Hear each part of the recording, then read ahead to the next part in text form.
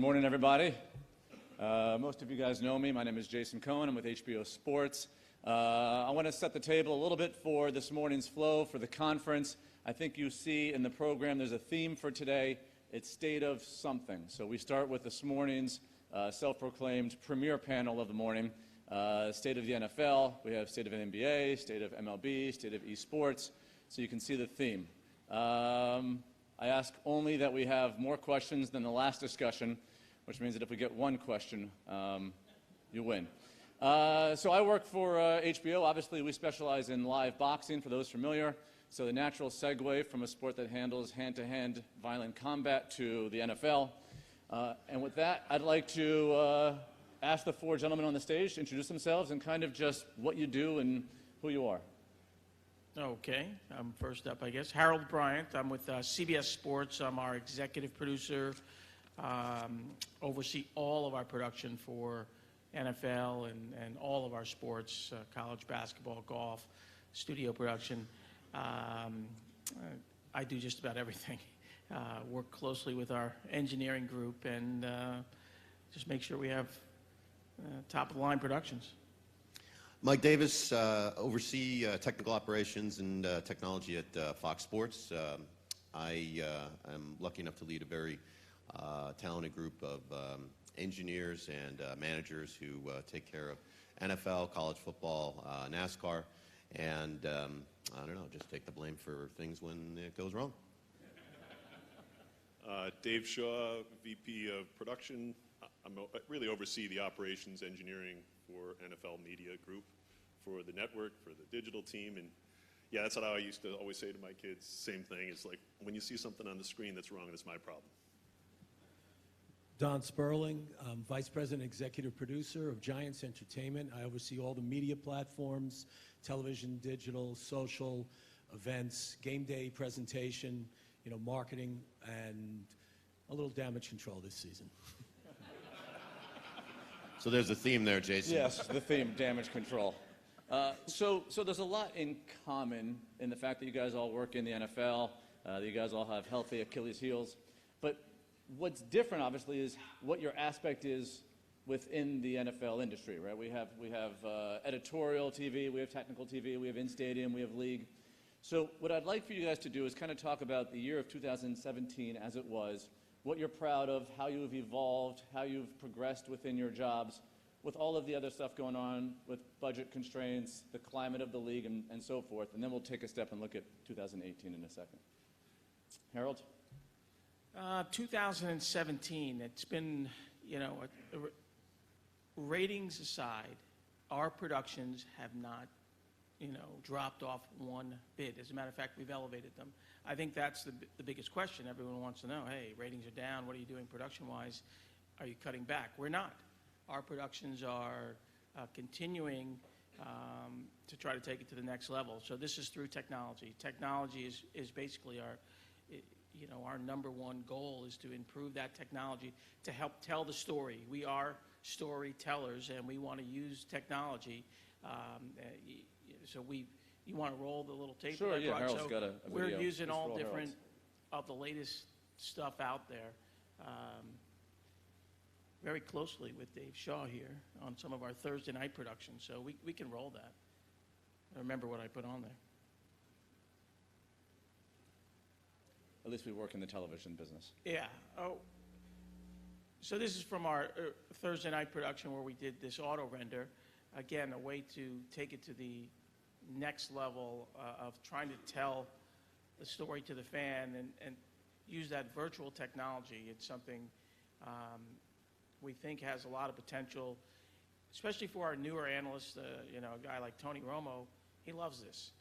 He can predict a play, but he can also show you, exactly why it's happening.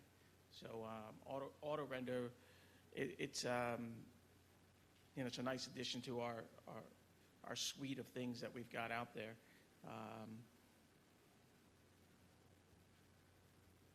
Dave, any issues, any problems implementing this? This was a No, I mean, we challenge. got to give Ken Agard more credit than me. I mean, you guys, we've had the partnership, right?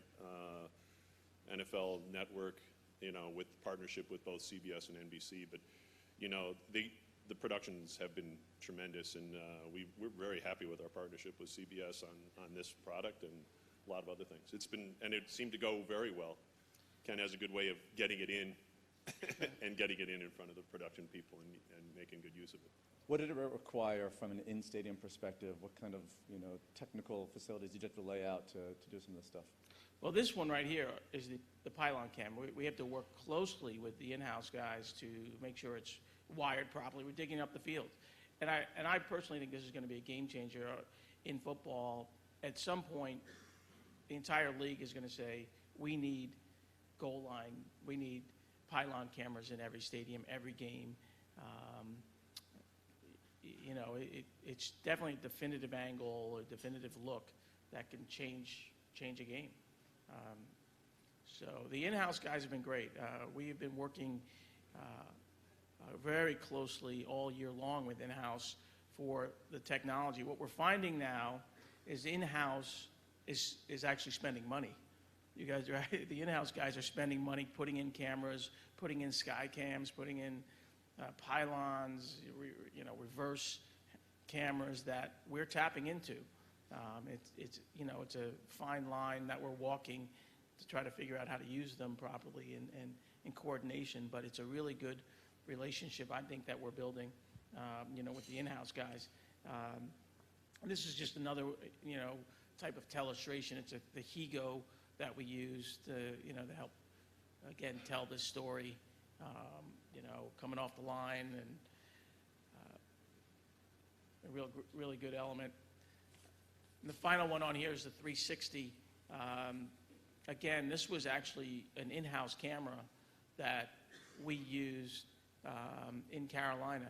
And, if we had to try to transport this to every stadium and install it, it gets very expensive. So the Panthers installed this, and it worked out great to be able to use it. So, again, storytelling, technology is the key to help us tell that story and tell the viewer why. We're trying to get to that next level. Why is something happening?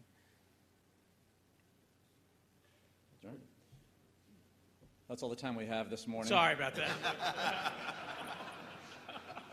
No, Mike. So you guys have had a good year, right, up to now? I mean, I see you guys are trying different toys, the dual sky cams and the Intel Be the Player and some other enhancements. Why don't you kind of go into a deep dive as to what you guys are most proud of so far this season?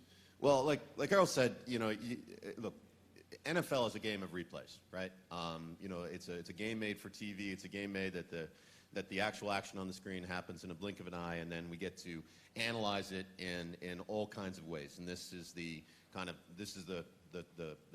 that you have for storytelling. So what I'd say about 2017 in terms of the NFL is the same thing I would have said about 2016 or 2015 before it, is that we have more tools and more technology than we've ever had before, and that our year in 2017 actually started with if you want to talk about a calendar year, started with the NFC Championship and the Super Bowl. And as difficult as it is to even think that the Super Bowl that we did was this year, a Super Bowl always gives you a great platform to try some different things. But it's important that you don't get lost in the technology, right? Because there's a lot of things you can do.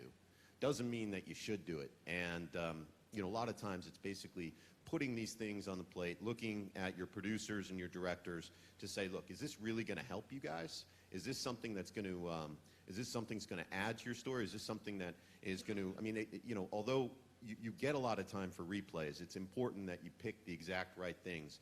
Otherwise, you just get muddled up in a bunch of stuff. And a lot of the things that we do, we kind of think about the bar test. And the bar test is, can you see what we're doing? Can you tell what we're doing from a storytelling aspect while you're sitting at a bar, right?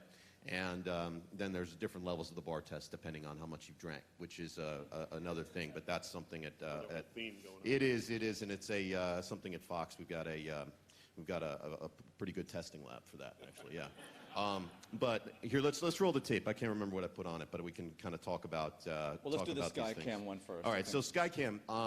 So it's been a huge year for the Skycam guys, and I think that we've read more about Skycam than than we have in a long time. So we go ahead and roll it. Basically, this is a great example of a dual Skycam. We have two Skycams. One is down doing what it normally does, about 14 feet off of the playing surface, and then you've got another one that is probably starts around a 50-foot trim. And initially, when Steve Wharton and the Skycam guys came to us with this, and we talked about it last year, we weren't really sure what we were going to get. Now, what we got was a lot more than we ever thought, and it's a lot more than superfluous. And this play here, this was Week 5 with the Packers and the Cowboys. This play demonstrates how important the dual Skycam can be. In fact, it's so important that next year we're going up to 3 Skycams, and by 2019, I think we'll be up to 5 Skycams. So the budget is hurting. No, there's nothing that could go wrong at all, Dave. It's so take a look here. So this was a first down play. Very difficult to tell kind of what happened. Looks like the Packers think that they've pushed Ezekiel Elliott back, and Jason Garrett's pissed off as usual. And then, but here, watch this. So you can't really tell what happened there. And the ruling on the field was that he did not get the first down. There's from the first Skycam, but watch from the second Skycam right here. There it is. You see his arm goes over the line. It would have been a lot better story if the Cowboys won this game. But at the time, it was a pretty big deal. But Mike, we've also seen that other Skycam be used by NBC and by you guys as like a completely different angle as a live game camera, right? Kind of like a Madden football-esque approach. Well, yeah. I mean, the other thing that these cameras are doing as technology gets better is that it's more agile, it's quicker. You can use it as a live camera. NBC is doing that on the occasional Thursday night game, and I think it's great to. I think it's great to see. So, again, it's one of those things that hopefully, assists our producers and directors with the story. So it's a lot more than superfluous. There is the freeze frame that shows clearly he got the ball over the line. Now, next year, we'll try to push it a little bit more. Now, mind you, this isn't something that we're using for every game. Unfortunately, the Skycam guys still want a little bit of money for this. So, these are for the big games. We'll try it on the playoffs as well. So there it is, and call reversed. So there you go. You're welcome. But that is clearly something that it was literally a game changer. It actually changed the game. And I think that kind of validated the technology. There's a lot of other things we're talking about too in terms of the Skycam. Certainly super slow motion on the Skycam that other people have been doing that certainly makes a difference. We have mounted a 360 camera aboard the Skycam as well that we've been doing this in college for more of an OTT sort of choose your own adventure experience. So that's as much as I'll say about Skycam. You guys have had enough publicity at the moment. The other thing that we debuted for the Super Bowl was our partnership with Intel, and actually Harold showed a couple of the clips that Intel has put in. I think they're up to 8 stadiums where they put in the 3D, and we're still trying to figure out kind of what this adds to the story a little bit. And we asked them, could you synthesize a player's eye view from these cameras? And interestingly enough, they could. So we started this at the Super Bowl, and we came up with some interesting viewpoints. Now, you've already seen a couple of these. I think we've got a viewpoint or two from these, maybe not. Yeah, we can do a quick. Yeah, I mean, you can just take a look at it. But I think that as we look kind of forward, this is kind of in the family of what we call volumetric capture. And volumetric capture is essentially turning the entire field and all its players into a 3D model. Now, this is a little bit, this is kind of a little bit in the future, a little bit flying car territory, but it's something that's going to be real, something that I have seen a lot of progression on, both in football and some of the other sports. But as we sort of talk about synthesizing these views, now look, it's a still frame when you look at it. But the Intel guys have done a really nice job. This is actually just the 360 rendering of, but it's the same system that does this. So when you are able to capture the entire thing and make, you know, pixels out of it, make a video game out of it, then you get to kind of do everything. You can do anything. You place a camera everywhere, and I think the volumetric capture is going to be a big thing to be looking at. So I'll cede my time to Jason Cohen. Well, you beat Harold on mic time. Dave, so how do you keep up with what's going on from the league's perspective, right? How has your year been, and how do you keep pace as these broadcasters do continue to push the envelope and push the broadcast level? What are you guys trying to do from your side? Well, I think we, you know, it seems like kind of had this little negative tone a little bit coming in, right? You were saying, what's the state? I think the state is actually pretty good for the NFL. You know, I mean, all things considering with broadcast down, I don't know if you knew. You know, he is a Cleveland Browns fan, so I mean, you know. I am too. Yeah, I like the Browns and the Giants. Well, that backfired on you. It's not been a good year. Well, no, Didn't which see that I coming. think would give everybody hope, which is good. Yeah. Thanks for the benign Good vote draft there. pick. Good draft pick. We'll see how that goes. 275 million people, right, are in this United States, and 187 million are NFL fans, which is a positive thing for the NFL, right? 82 million are avid, and that helps us on the NFL Network, NFL Media Group for sure. While people have lost off a little, it's a little bit off. That's just kind of the way the industry is. A little, you have to get into the digital. Digital numbers are going up, but you know, at the NFL Network, we're actually up from the year before. So I think as far as proud and where we are, I think we're in a good position. I still think we are. I think people still like their team of the week. I think we still like their fantasy. I think it's a great sport for this country. You know, I don't think it's going anywhere real quick, despite all the things coming up and all the pressures from the outside. There's no different than what's going on in our society, I think, and we're just kind of a front and center spotlight. Well, I'll stay with you for a second. Those pressures from the outside, right? I mean, it's been a controversial public year for the NFL between things like some of the press out of the White House and the anthem stuff and some of the violent stuff. I mean, has that changed your guys' approach from an overall editorial optic and a content perspective on a daily basis, or do you just keep going forward and not really get dinged too much by it? Yeah, I think it's, you know, without being such a loyal company guy, although I think I am, I think we stay as optimistic as we can. I think the NFL does a pretty good job of dealing with each of the issues. You know, when you deal with the concussion issues that have been clearly out there, the NFL is doing everything they can to fix it, you know, and do all the pieces that they can. And if you asked any player, you know, almost to a person, would you have done this before? Had you known it? They would all play. It's a great, you know, it's not for everybody, but it seems like a great viewer perspective. I think we try to stay close to everything that's going on, you know.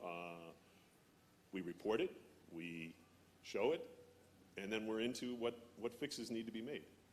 I think, again, we're in the front and center a lot, and I think we try to make the best of that, and it's a society thing as much as anything. Like Don hasn't had a tough enough year. You've had to wait 20 minutes now to get your turn down there at the end. Oh, he'll make up for it. So Don, I'm curious, you know, a couple of things. First, you know, the in-stadium, you know, how has that progressed for you this year? How is it affected by a team that isn't having the most ideal season? And how do you complement it with the things that the broadcasters are doing from their side, where they're pushing different things, and you're trying to, you know, feed off of that, feed off of the crowd, deal with the in-stadium, deal with the team that could use some uplift?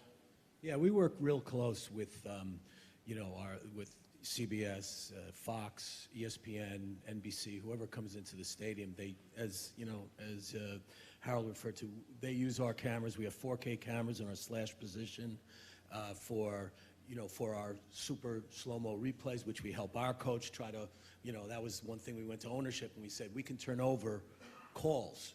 We can help with the coach looking at our boards. We can get them up there before the network replays are showing them the angles they need, and we can help you to either throw the flag or not throw the flag and so forth. So we work real close. The network shares some of our cameras. We share those.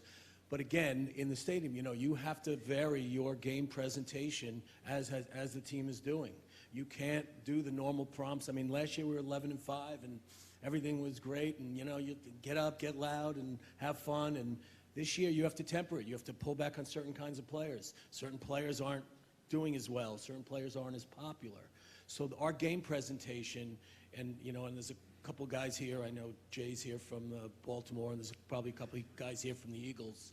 You really have to, watch real close and be very precise in your game presentation. And the challenges that you have in the stadium, with a losing season, then becomes even more compounded. You have to worry about fans. You have to worry about opposing fans.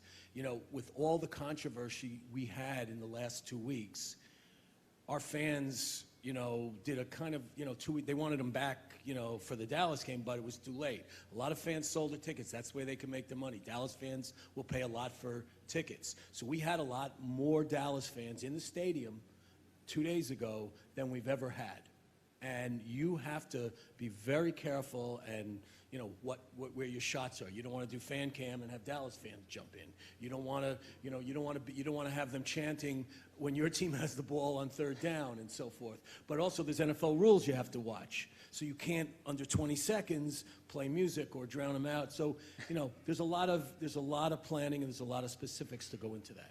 And even with a tumultuous season, I believe you have a upbeat video to play. Yeah, I mean... Carefully edited. That was, yeah, it was... Actually, this is a complete different challenge. We've been transitioning from television, our standard traditional TV programs, more to digital and social, to where our fans and the expectation of our fans, where they're watching, and also where our sponsors want to be.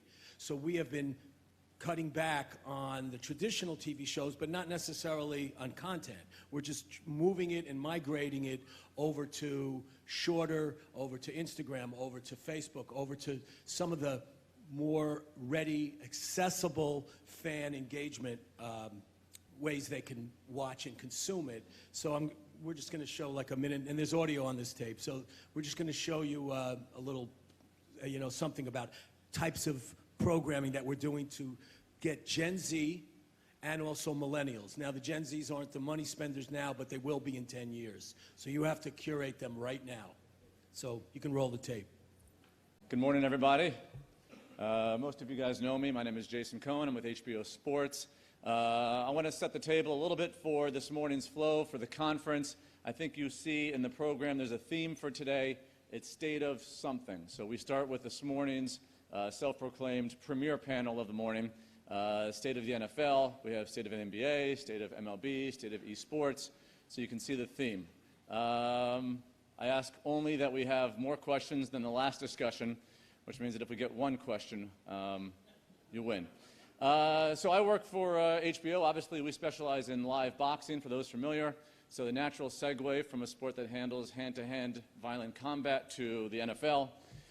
And with that, I'd like to ask the four gentlemen on the stage to introduce themselves and kind of just what you do and who you are.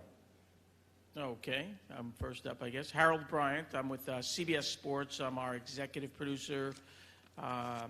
Oversee all of our production for NFL and all of our sports, college basketball, golf, studio production. I do just about everything. Work closely with our engineering group and just make sure we have top-of-the-line productions. Mike Davies, oversee technical operations and technology at Fox Sports. I am lucky enough to lead a very talented group of engineers and managers who take care of NFL, college football, NASCAR, and I don't know, just take the blame for things when it goes wrong. Dave Shaw, VP of Production. I really oversee the operations engineering for NFL Media Group, for the network, for the digital team. And yeah, that's what I used to always say to my kids. Same thing. It's like, when you see something on the screen that's wrong, it's my problem.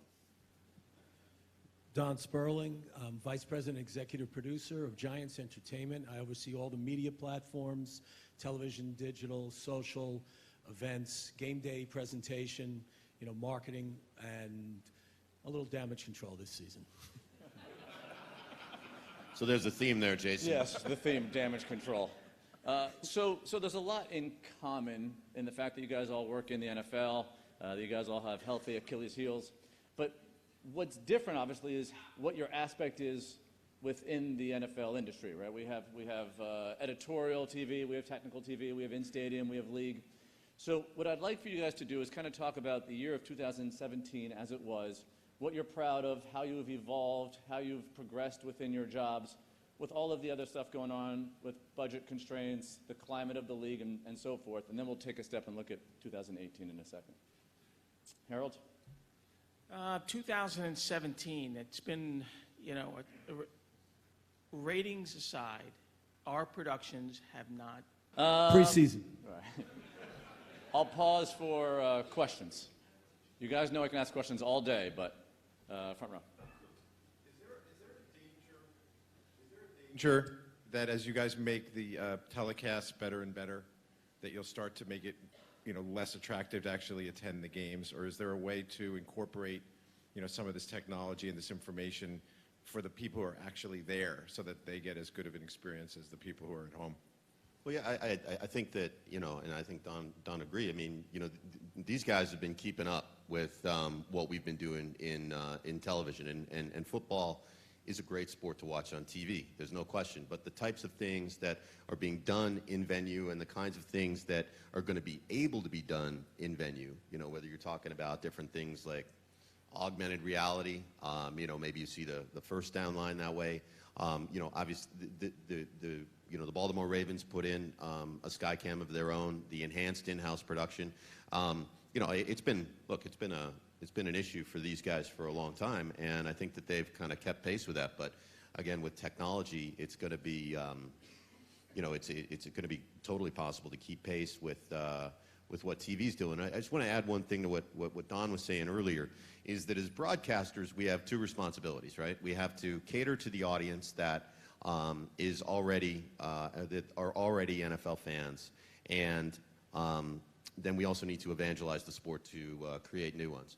And that's the second bit, is where you really get creative, where you maximize the types of things like personalities in the NFL. You try to exhibit those personalities, make it interesting, and I think that those are the kinds of strategies, apart from what we see on the field, is kind of the new frontier of how we have to allow these players to be themselves, to get out there, to evangelize the sport that we watch. And I thought that the metric that you stated about the Instagram followers for Odell Beckham versus the Giants are so important, because those are the people that we need to pull into the sport. And that's not just for the NFL. That's basically for everything. You could say that for NASCAR. You could say that for MLS. You could say that for anything. And yes, Larry, I got MLS into the NFL talk. So you're welcome. Any others? I see a couple. Second row. Thank you, Mike.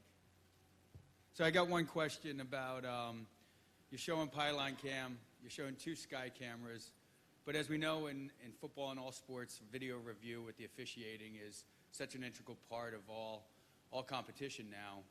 How involved is the league, and this is for Harold and Mike, is how involved is the league with you guys when on your lead crews you're having these enhanced cameras, but on your 3rd, 4th, and 5th crews, you're probably going out there with 7, 8 cameras and not having pylon, sky, 360, whatever. Does the league get involved, talking with you guys and asking how, and then we see it with Don putting 4 more cameras in, how you guys can all coordinate and get more cameras for video review? Well, no, the league really doesn't get involved. I mean, we have our guidelines. We have our base production. They understand what we can bring to a game. If we can enhance it, great. They give us more opportunities to put more cameras out there, but they don't go. We don't sit down and say, okay, this is a bigger game. Can you put more cameras on it? It's, you guys do your job, and we provide them as many replays as we can, as quickly as we can. And, they also have their own replay system where they can take in our cameras. I think they take in up to, 4 of our cameras, or They're actually working on a newer replay system Yeah. that they're testing out. We had them out at a couple Right. of our Thursdays to test it, but they're bringing in multiple cameras at the right. time. So they're bringing in They're not multiple relying cameras. completely on. Yeah. I can tell you in MLS, this past week we had MLS Cup, and the definitive look of a huge play in the game was from the helicopter. And our competition guys go, we want a helicopter every game. We know that's not going to happen. State of the MLS is the next panel. There you go. Yeah, it's interesting. I mean, when you get to a sport like the World Cup, and every single game has the exact same complement, right? 37 cameras or whatever it is, whether it's a really important game or whether it's a game that may be a little bit more of an outlier in the group stage. You know, it's different in this country. You know, budgets and whatnot. I mean, there is a minimum camera requirement that is put in, and then over and above is gravy. However, you know, when you're talking about, you know, the importance of a game, which roughly tracks the distribution that is being watched, you are generally going to get more cameras, more looks, more technology in those games. So it does track a little bit, even though, you know, it's the most important game to somebody, no matter which one you're playing. The more important games, there's no question, get more resources. I think Ken has someone down there. Yeah, the question is, you know, over the years, Madden football video prides itself on becoming more realistic. It seems at times that we're trying to become more like Madden football. Where's this all headed? Right, and that was to the point earlier about the sky cam and the perspective of the QB. I mean, I play Madden football with my son, and sometimes alone, and I'm, Let's cut that. But I watch now the games with him from that angle. Even in NBA 2K, you can change your camera perspective, and he always does it from the reverse side of the low angle. Has the broadcast kind of migrated to more of that younger demographic, experience that they're used to on things like Madden? I think you saw it on the NBC couple of games that we did, right? NBC tried it for doing a game or two from that perspective. I think there's upsides and downsides in a live. It's a lot different, a Madden game versus live. But I do think that you're asking where's the future. I don't know. I mean, you have the next-gen stats that are out there on the NFL so that you're getting all the stats. I think the very first time we saw next-gen stats, it was tested with us. We were testing it on the Thursday games and many years ago.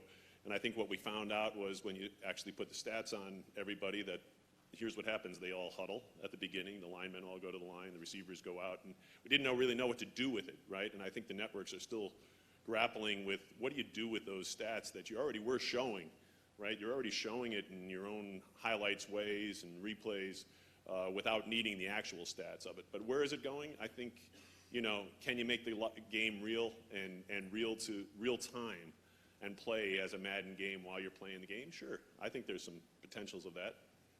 I mean, one thing I'd say is that, for a long time, the video game industry was trying to recreate broadcast. And now we're trying to recreate what they can do in video games. And you see this not only in the NFL, but also across the board. So, we've tried this. Fox has tried this in other sports, the big three, for instance. We tried from a different angle. Some angles work, some don't. But we're I won't say we're chasing those guys, but we're looking at what can be done. And, I think the tables have turned for sure. I would be remiss if I didn't throw in the gratuitous 4K question. We just watched John Ward talk about 4K. But to Larry's point, right, you have an A game that's getting bigger and bigger, and then there are other level of games which, we could also discuss, because if you walk down the hall, one conversation could be, hey, why don't you do things Remy? And then 5 feet later, let's do 4K, let's do HDR, let's do 8K. Where are we going in 2018? Do you see scenarios where we do things, full games in 4K, HDR? Do you see scenarios where DE level games are going Remy style? What is coming up for us? Well, we'll talk at-home type production, Remy type productions. That is going to grow in the future.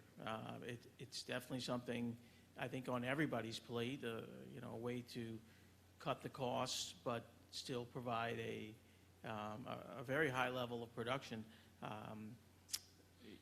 I don't see it happening immediately on, big events, NFL coverage or, golf events. I mean, those are difficult. But on a 5-6 camera game, I could definitely see that happening. 4K, it's going, or HDR, as Ken has pounded into my head. Mr. Agard there keeps pounding that into my head. It's not 4K now. We're going HDR. We will see events in 2018 in full 4K or HDR. Like John Ward said, we're doing it, on DirecTV for his network and we'll continue to push that. I see Jeff Jacobs has a microphone, so my job is done. Oh boy. First, I want to thank you, gentlemen, for sharing your insights this morning. Fascinating. Can you talk about multi-platform programming a bit? Can we touch upon how digital and social specifically has impacted your roles, your network roles, but also, because you guys are production guys, also how this has impacted your tasks game day, leading up, maybe post? Maybe you've got to keep a truck open longer for yet another interview for digital. Can you talk a little bit about multi-platform programming and how digital and social has impacted your production objectives and your tasks at hand? Well, we deal with it regularly. I mean, the NFL.com and the social team, we have a social team. I mean, they're posting all the time. Don referenced it, on Insta stories, Instagram, Facebook. We have a lot of stuff pumping out, and they're telling the stories. They're zeroing in on the different people. How does it impact us? It's distribution outlets, right? It's getting them to turn around and encode it and giving them an opportunity to do that. When we're doing the Super Bowl planning like we're doing right now for Minneapolis, we have extra host positions that are just for our digital platform people. I think when we had draft, when we had what were they, the balls? Adam, I'm asking you, remember they had to fall into the balls, like a McDonald's, one of those things that they actually had players going into that. And I was one going like, are you kidding me? Really? Is anybody really going to do it? Any of these draft guys going to actually fall? They did, and it did an amazing, couldn't believe how many people actually tuned into that. So we're focused on it, and we're driving it. And I think our marketing team as well is really focused on what to key in on, and I think that's also helped us. I think that's what keeps our ratings up. It's a really good topic that you brought up. We are thinking you have to create custom content for these platforms. What we're realizing is you can't just take, hey, we've done a feature for broadcast and just slap it on, one of these digital platforms. You have to create custom content, and Don, pointed it out. And it's not just leading up to the broadcast. It's not just post-broadcast. Now it's during the broadcast. To keep fans engaged, they're multitasking. They're looking online. They're looking at their phones. They're looking at their tablets. Things that can complement the broadcast, that can draw them in. We had the big snow game up in Buffalo the other day, and we were just constantly posting little tidbits from that. The guys shoveling the snow on the sidelines. They were gassed. They were working harder than the players. We put that online, and things like that to drive interest in the broadcast, customized content. So it's a huge part of what we're doing in the future. Yeah, I'd also say that actually we're using some of the same tools to do that. What it used to be, and let's say you asked that question 5 years ago. I said, well, now we've got our digital team on site, and they've got their cameras, and they're doing their thing. Well, now a lot of the technologies that you have kind of provide the umbrella for both. You can have, I use an example from college football. We have a 360 camera on the Skycam. Now we can use that on broadcast. It can be passed. It can pass to a you can do an extraction on that, or you're streaming it to your either OTT platforms or Facebook or whatever. So I would say that it actually hasn't added that much to the truck, the front of the truck, or frankly even the back of the truck. All this stuff can be pulled from the truck to the studio, and all that stuff happens in the background. So really, not a hell of a lot. Obviously the digital team behind me might disagree. There is an expectation, though, and there's a ritual now. When you, like the teams, we have to respect the NFL window. So we can post up till game time, and then after game time, certain things not game action. But now we have our fans, and these are all sponsored. These are all sponsored pieces. We have the player arrival, what they're wearing, how they're walking in, so forth. With Odell Beckham when he was, when he's healthy. He has the ritual in the end zone where, you know, Ed Skiba, our equipment guy, throws passes to him, and he makes his one-hand catches. The fans arrive early to watch it, and so forth. And that is our largest viewed of the week piece of video, is Odell doing his one-hand catch exercise in the end zone in his, you know, just in his warm-ups for pre-game. You know, players getting on there, you know, players getting ready, players getting dressed. That build-up, you're building that community, and that's where our fans, you know, have an expectation right now. So it is expected. What about in-game, Don? What are you doing for them while they're actually in the stadium on their mobile devices? Well, I mean, in-game, you mean from the their game presentation Yeah, point of from- view? yeah. Yeah, I mean, digitally, it's a, you know, we kind of have to just take what the NFL is giving us and so forth. But in-game, you know, we offer all the different angles. So that we do a lot of digital and a lot of social, a lot of Instagram photos. You have to, and you know, the question earlier about how do you get the fans to come to the game and not watch it on TV, what you do in the stadium is you're building community, you're building rituals, you're building tradition that you can only get by coming to the game. We ring the bell for Hell's Bells, you know, we have somebody do that as a ritual, like Seattle has the 12th man and so forth. These rituals, these certain, you know, traditions that only can happen in the stadium, sharing photos, having that community, certain chants, certain music, our touchdown song back in the New York groove, you know, everybody singing along. It's that kind of thing is only something you can get inside the stadium. So that's where we're trying to hold, you know, our ticket holders and our fans. I thought I saw a question over there. I loved watching the Buffalo game last weekend. It was just fantastic. And I grew up right near the Meadowlands. I want to thank Don and his organization for making sure that MetLife was an open-air stadium. From my view, dome stadiums are bad for our nation. And Not in Minnesota. largely because when I watch it on TV, I think open-air stadiums just, they look better on TV. The lighting is just better, and I just want to know, is there anything being done in terms of the lighting technology so that, you know, indoor stadiums will look better on TV? Thank you. All right, well, I'll try to field this one. You know, the audio guys would also agree with you too that you know, you can hear more field effects on an open air stadium or when a roof is open. So LED is pervasive, and that helps in a number of ways. Not only, you know, is the quality of the light better than some of the more legacy technologies, but when we get into super motion, and now a growing percentage of our cameras are super motion. I mean, you know, it used to be that you would have to wait for NFL films, and these guys do a great job of shooting that game cinematically with the high frame rate cameras. We can start to deliver what NFL Films delivers by the first replay. However, it does get screwed up when you've got those legacy lights that are providing the flicker that, you know, kind of you know, ruins the experience somewhat. We see that a lot in baseball and some of the older stadiums there.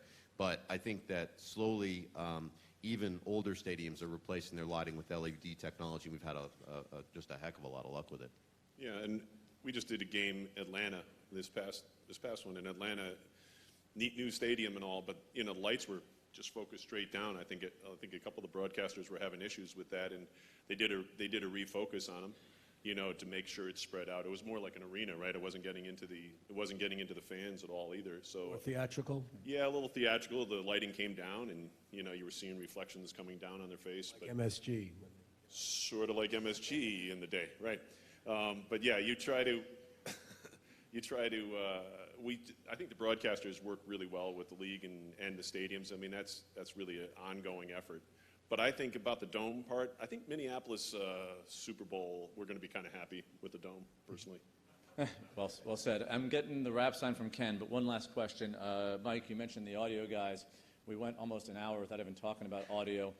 Harold, I know you guys are kind of making some audio advancements. Could we just talk briefly about audio, what we're doing in the sound part of the game to kind of enhance that portion? Well, we realize that is, part of the experience. So we're putting mics everywhere, and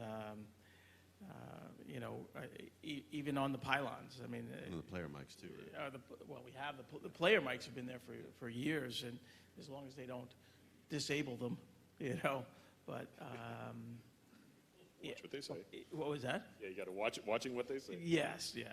We watch what they say, but you can jump in on the audio. Yeah, just say that, I mean, there's a physical limitation on audio at some point, so looking to get audio from the inside out instead of the outside in, and that's what we're pushing. The toughest part is getting my announcers to shut up so we can hear the audio. I know it sounds funny, but that is a emphasis that I'm always talking to the crews about. It's like, hey, let it breathe, lay out a little bit, go back to Summerall days where a few less words and you could actually hear what's going on the field. And when we do that, of course, then we get a call from the NFL like, hey, we heard him, we heard those quarterbacks saying, kill, Anyway. Well, I think we're out of time, being that I have Ken over my shoulder. Thank you for everyone in the pretty sure you're room, out and of thank time, you for our panelists.